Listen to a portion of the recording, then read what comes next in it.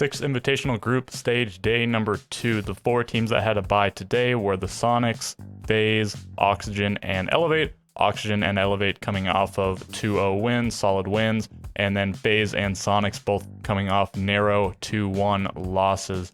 So all of these teams have an opportunity to wait and watch and learn and listen, see what's going on, and they'll be back to play in the other 3 days of the group stage. So the first game that we're going to talk about here is Damonkia versus MIBR.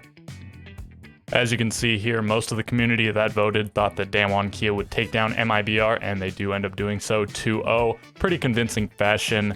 Damonkia looked quite good in their first day of competition, and they have over the course of the last 6 months or so in terms of international competition as well. And MIBR has been noticeably absent from each of those majors, the Mexico and the Sweden major. They did get 3rd place at SI, so maybe it's time for a little bit of a resurgence for them. I mean, clearly not in this game as they lose at 2-0, but definitely a team with a pretty high ceiling as shown at that tournament.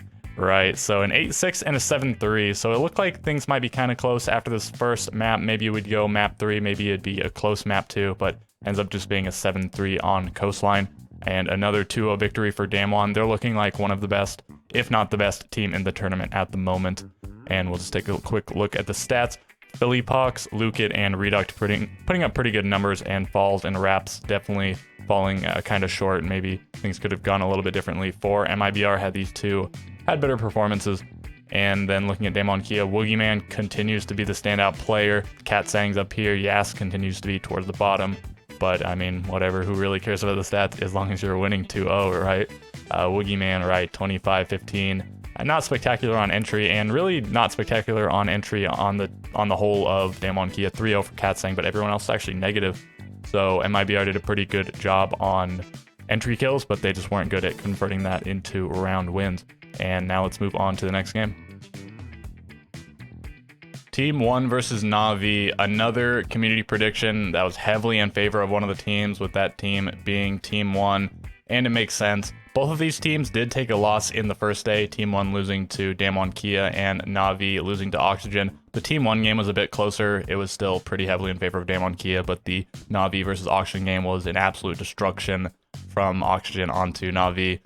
But if we look at their international results in the last while, Navi attended one major where they got 3rd place / last place in their group. That was the only thing they did. Team 1 won the Mexico major, and they did okay at SI, and they did okay at Sweden. So they rose to the top from their performance at SI. They won the next major, they won Mexico, and then they fell back to the quarterfinals.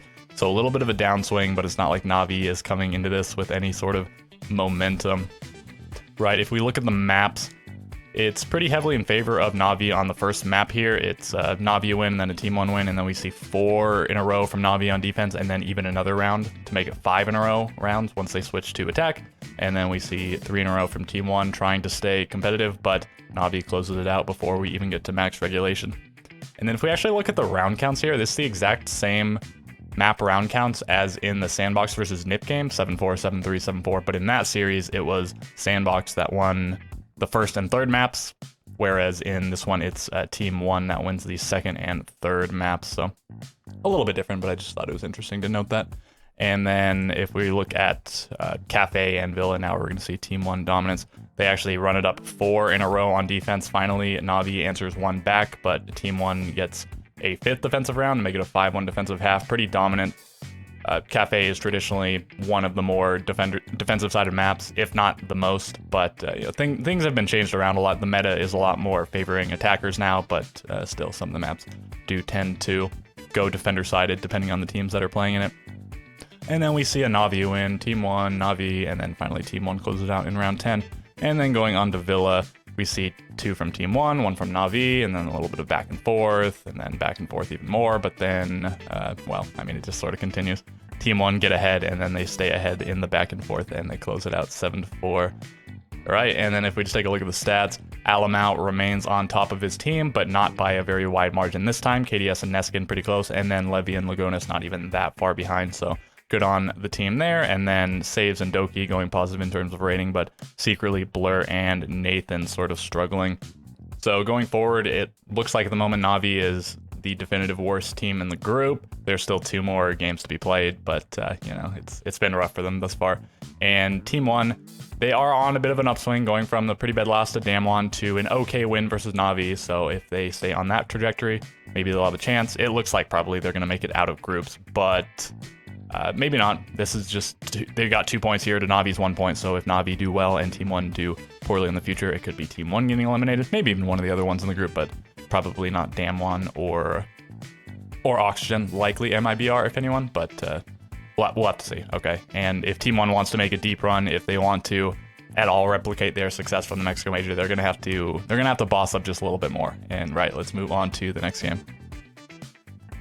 Sandbox versus Eminem Gaming. Pretty even community predictions, pretty close to 50-50. This might be the closest one we've seen so far.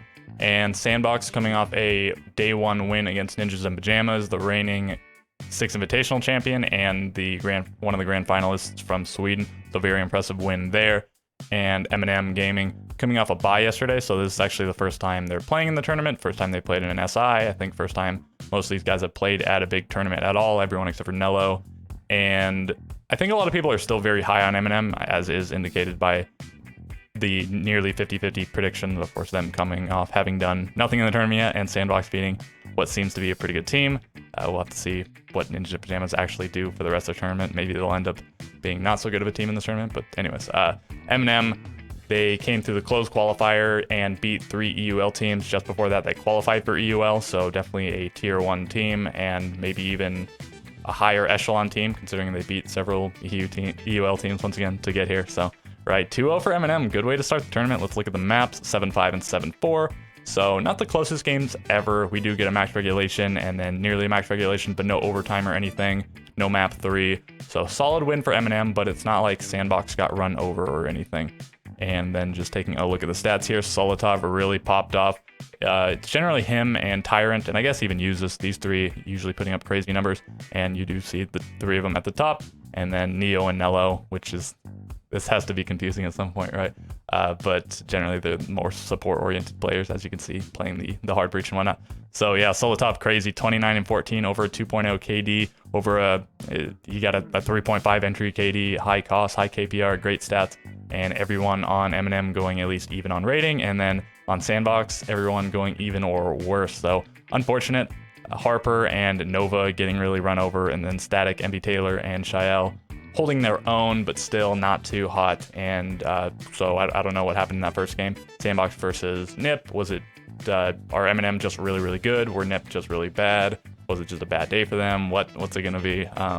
So things are looking hopeful for Eminem going forward, and maybe even one of the bigger hopes for you in the tournament, considering what's going on with BDS. I guess sort of what's going on with Empire, but they still look fairly solid. And then Rogue, we'll have to see with them, and then Navi not looking too good. So yeah, I think maybe the second best looking EU team behind Empire at the moment. And okay, let's move on to the next game. Ninjas in Pyjamas versus Team Empire, and this is a little bit surprising of a community prediction after the result of the first day. Empire took a 2-1 victory, very close though, they nearly lost 2-0, and Ninjas in Pyjamas took a 2-1 loss, so, and that one wasn't even especially close. They were the most dominant on the map that they won compared to the other 2, but still 2 7-4 losses to Sandbox, who just got 2-0'd by Eminem. Raises a few questions. The community predictions, I suppose, make a lot of sense if you do ignore that first day of play, though. Just write it off as some sort of a fluke, because Ninja in Pyjamas have been a lot better than Empire have throughout the whole year in terms of international performance, and especially recently. Ninja Pyjamas, as I keep saying, the reigning world champions and grand finalists in Sweden, whereas in Sweden, Empire got knocked out in group. They were in definitely the strongest group, but still, going out in groups versus the second placing team. So right, community predictions make sense in that regard. And then if we look at the maps, it's just not even close though. So Coastline, generally a really good LATAM map. Just pretty much all the LATAM teams, from my understanding, most of them at least, like playing it. Maybe NIP less so than some of the other ones, but still, I think they do like it quite a bit. But I guess Empire's really good on it. They just played against on it. It was their last map that they played against Sonics, and they won that 7-5, and they win it 7-2 against NIP, and then they win 7-4 against NIP on Cafe. Empire continues to play with 2 of their players in isolation, Shepard and Always, but It does not seem to be slowing them down. Maybe a little bit in that first game, but not in this one. Ninja Pyjamas have a lot of issues that they need to fix, and Empire doesn't, I guess. I mean, hopefully they can get their other players back in playing with them by the time that they get into bracket, because at this point I think they're pretty well guaranteed to make it out of groups, not in any given position, but I don't think they can get last in their group anymore. And speaking of that, I probably won't do the full standings after today, but maybe after tomorrow, because we'll just have more games played and whatever. Things will be a little bit more solidified after the third day, and then fourth day and fifth day I'll probably do as well. And then let's take a look at the stats, right? So player stats, Dan going crazy always, and Shepard doing very well as well. Once again, these are the two players playing without the rest of their team. Joystick and Scyther suffering a little bit on stats, but I mean, whatever. If your team's gonna go this crazy, I mean, I don't think you'll feel too bad about it. Really high costs across the board, except for Scyther here, and looking at Ninja Pyjamas, not too hot. Psycho went positive on kills and rating. Pino went even on rating and kills, and then everyone else not too good. Kamikaze and Julio especially were not looking too hot. And well, sometimes the stats aren't that important, but when you're playing a map like Coastline, like the reason you're losing is probably because you're not getting the frags. You're losing 7-2. That has to do a lot with this column here. So that's gonna do it for this match. Let's move on to the next. Rogue versus Cyclops. The community prediction on this one is very, very close, almost as close as it was on that Eminem game, but just a little bit more skewed toward one of the teams, and that team being Cyclops.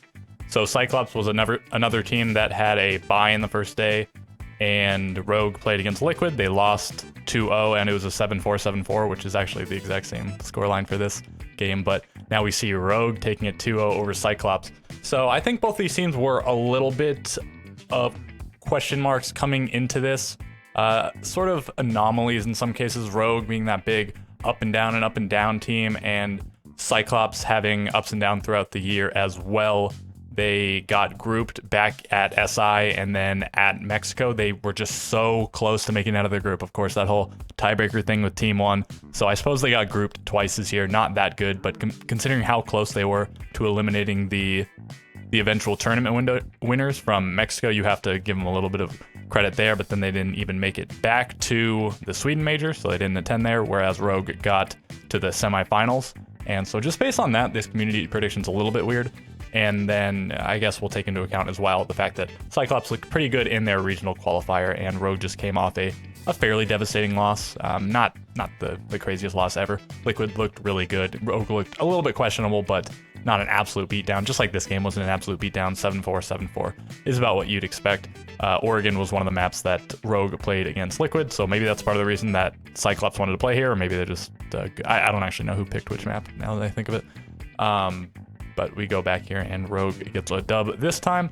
And I don't even think it's too interesting to run through any of this. Rogue runs it up at the beginning on the first map, 3 rounds in a row, but then a little bit of back and forth. They eventually take a 7-4, and then on this one, Cyclops maybe gets off to an early lead 3-1, but then it goes to a 3-3, and then Rogue runs away with it. Actually getting, it's sort of notable, 4 rounds in a row on attack at the end. We've seen a lot of those big streaks for some of the teams, like they'll get 3 or 4 and sometimes 5 rounds in a row, and sometimes even on attack on some of the seemingly not attacker favored maps in the past. And so we'll just take a look at the stats to wrap this up. Everyone not doing so well on Cyclops. Black Ray just getting above a 1.0 rating, and everyone else a little bit below. These players just a little bit below average, and Suzuki the worst performing on the team in this, but here's your Thermite player. You sort of expect him at the bottom. And then Leon Gibbs, big ups.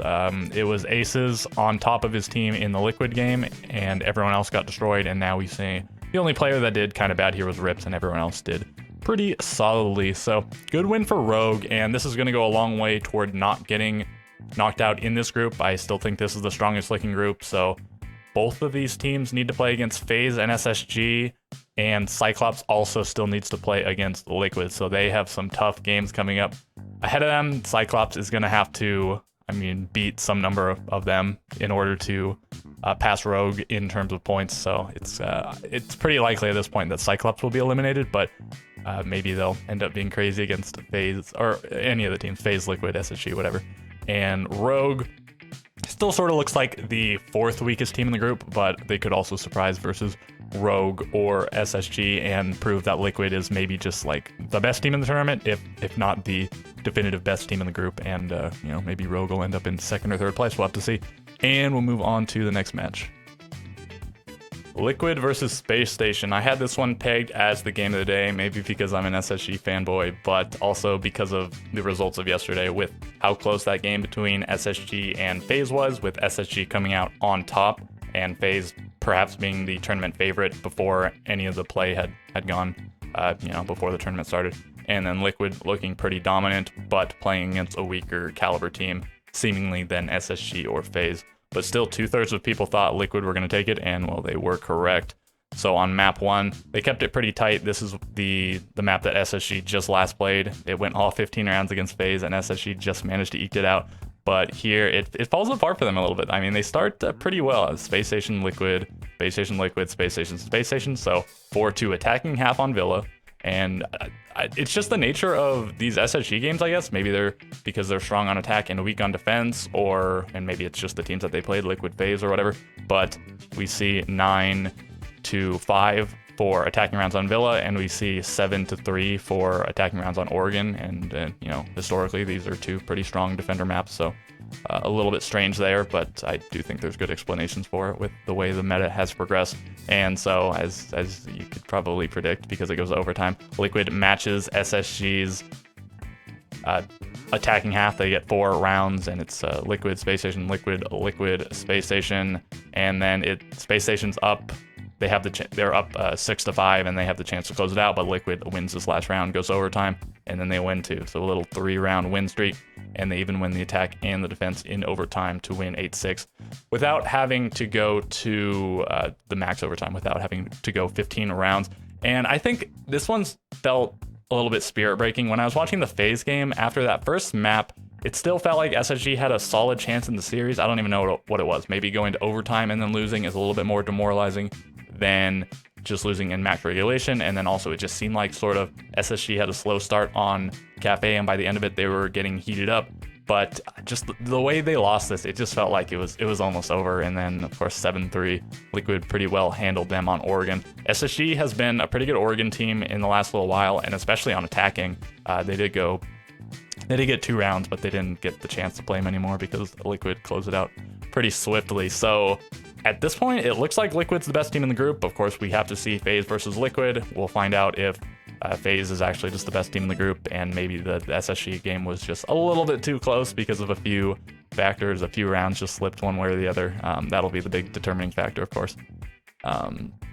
But with Liquid having beaten SSG and SSG having beaten FaZe, then if FaZe beat Liquid, I suppose there's a little bit of a triangle going, but Liquid got a 2-0 win over SSG. SSG got a 2-1 win over FaZe, so Liquid still has an advantage going forward. Currently, I would say they look like the strongest team in their group, and probably the first or second strongest team going forward.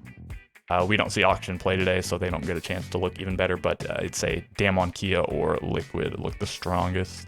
And then maybe Oxygen, depending on what you want to value. But we have seen Damon and Liquid both win 2-0, so hard to really compare there. Nesk and Palu, once again, we see them on top, and then PSK on the bottom here once again. But as is the trend, who really cares? You're winning the game. And then a struggle for some of the SSG players. This has not been Bosco's tournament. Really poor stats in this game and the previous one on the absolute bottom of the board. Hot and Cold not doing too well. Rampy and Skies just breaking into the positive area, and Fult's definitely a downtrend after being the man in their last game. So unfortunate win for Space Station, but Liquid's a pretty strong team. They're playing through a really strong group. So if they can manage to get out 2nd or 3rd in their group, then I think they still have a chance going forward, but they do need to work on a few things if they want to make a deep run into bracket. All right, next game. BDS versus Dark Zero. 78% of voters said that they thought BDS was going to win. And this is, keep in mind, despite the fact that BDS is playing with their coach. They didn't even look that bad playing with their coach. They brought Oregon against Furia to round 15, but they did lose the next map 7-1. But Dark Zero, also with their full roster, just lost 2-0. They lost to Elevate. So I guess based on this, everyone Everyone thought that a weakened BDS still looked better than a full force Dark Zero. And, well, let's take a look. It was mad close. Dark Zero had to win both of these maps in overtime. They couldn't close it out in regulation, and BDS managed to win Villa 7-4. We did get to see some of that F2 Bazoo, some of that Pan Bazoo on Twitch that we were promised by Hyper. And let's look at the stats, I guess. His numbers were, top of the team, 41 and 30. And of course, this is over the course of a lot of rounds, but still a 1.05 KPR, really high cost. Pretty good performance by him. Another pretty good showing by Eclipse. If you discount that first map that he played in the first match, then he's done really well. He killed it in the second match, second map of the last match. And then NJR, not as good as he did before, but still solid, and Canadian did all right. They end up winning it. Bride continues to be a standout. BIOS on the bottom, where you'd expect him as a coach, but still, putting up solid numbers, all things considered. And yeah, that's just gotta hurt for BDS. They kept it pretty competitive against both Furia and Dark Zero, not playing with their full team, and just, you gotta feel for them. And I don't think I want to talk about anything else here. I guess that'll do it for this one, and let's move on to, I believe, the last match of the day. Final match of the day, Furia versus TSM, and if you were a big TSM fan, you had to wait all the way until the end of the second day to watch them first play. Indeed, this is when Bolo plays, and nearly 3/4 of voters thought that TSM were going to take it, and they were correct. We haven't seen TSM yet play in the tournament, but they looked pretty good through their closed qualifier, and we saw Furia play versus BDS yesterday, but they struggled maybe a little bit too hard considering BDS was playing with their coach. It depends how you want to call it, though. Maybe the first map was just them getting warmed up, whatever it was. They did win very decisively on the second map, so I can't even call it like that much of a struggle, but it was a bit weird that they went all 15 rounds on Oregon. But BDS has historically had Furia's number. It's got to feel good. Even under, I don't know. It's got to feel a bit bittersweet. Finally, Furia defeats BDS, but it is under not the best of circumstances for BDS. Okay, so 7-5 and an 8-6. Furia, TSM, TSM, Furia, TSM, Furia. So 3-3-1/2, and then we see, of course, almost a 3-3-1/2, but we see TSM win one more round. TSM, TSM, Furia, TSM, Furia, TSM, right. Okay, so Clubhouse, I was thinking for a second this was the overtime map, but it's not. On Clubhouse, we see Furia get off to a little bit of a start, and then an action-packed third round with a lot of multi-kills, and nice clutch from Geo. This was probably a tide turner. It seemed like this should have been Furia's map. They should have been up 3-0, but then Geo gets a crazy clutch on Castle on the UMP. All right, Furia. So if they hadn't got big clutched on here, they would have been up 5-0, and then TSM just wins this round. But, I mean, as is the nature of going overtime, if they had just taken one more round, they would not have gone to overtime. They would have just won the map, and they would have gone to the third map. So who knows what would have happened there. But TSM stays clutch, and they bring it to overtime. They had to win 3 rounds in a row here on attack, which is not always the easiest feat on some maps, Clubhouse included. And, well, they go to overtime, and then they win 2 more. So 5 rounds in a row for TSM to close it out. TSM looking pretty good.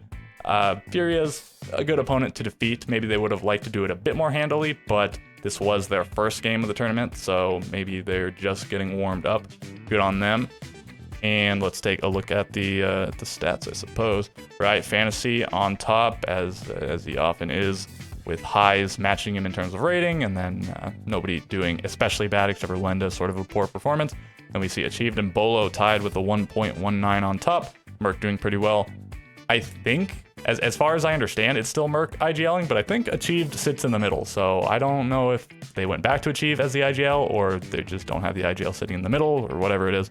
And then Geo and Chala, a little bit lower in terms of scoreboard, but these are their 2 more support-oriented players, as you can see, Thermite Castle and Maverick Smoke. Usually not the players putting up the best stats. Sometimes the Maverick player will, but, playing support, getting worse stats, what do you know? And finally, as I mentioned earlier, I don't really want to go over the full standings after just the second day because 8 of the teams have only played 1 match and 12 of the teams have played 2 matches, so there's just going to be a lot of disparity. It's going to be really weird to make comparisons. So I'll just tell you the top team from each of the group, and one of the groups is a little bit weird. Group A, Team Empire is currently at the top. Group B is Liquid. Group C, it's technically a 3-way tie between TSM, Furia, and Elevate in terms of points, but TSM just beat Furia, so they're guaranteed above them. And Elevate has only played 1 game, and that was a win, whereas Furia's 1-1 on the same number of points, so I'll definitely put Elevate above So I'd say TSM and Elevate are the top teams for Group C at the moment. And then in Group D, it is Damwon. And then overall, the best looking teams are definitely Liquid and Damwon, and then maybe Oxygen, but Liquid and Damwon have both played 2 matches and Oxygen's only played the 1, so we'll have to see if they can keep up their dominant performance in the second one. And all right, I guess that's going to do it in this video. Hopefully I'll have the next one of these up pretty soon, and I'll catch you in that video.